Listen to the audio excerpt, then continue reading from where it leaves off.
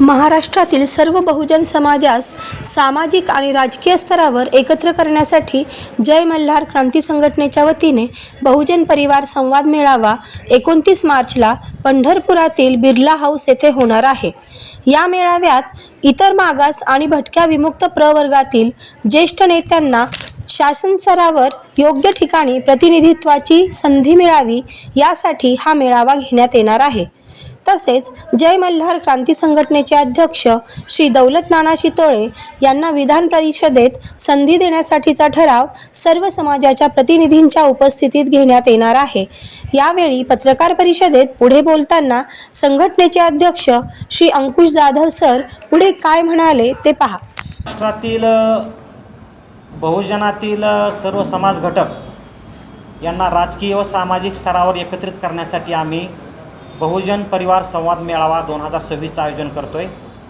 रविवार दिनांक 29 मार्च 2026 रोजी सकाळी 11 वाजता बिर्ला हाऊस या ठिकाणी रेल्वे स्टेशनच्या समोर हा मेळावा या ठिकाणी आयोजित करतोय।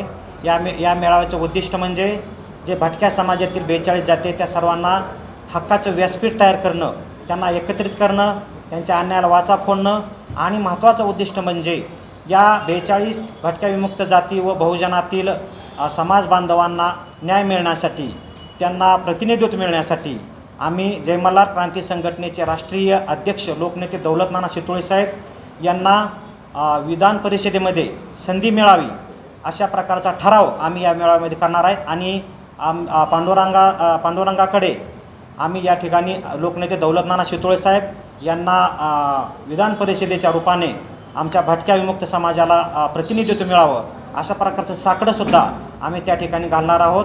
प्रामुख्याने कर्नाटकमध्ये हा भटका विमुक्त समाज अल्पसंख्येने असतानासुद्धा त्या ठिकाणी 14 आमदार आहेत, परंतु महाराष्ट्रामध्ये अशा भटक्या विमुक्तातील जवळपास 3 ते 3.5 कोटी समाज असूनसुद्धा या ठिकाणी प्रतिनिधित्व नाही।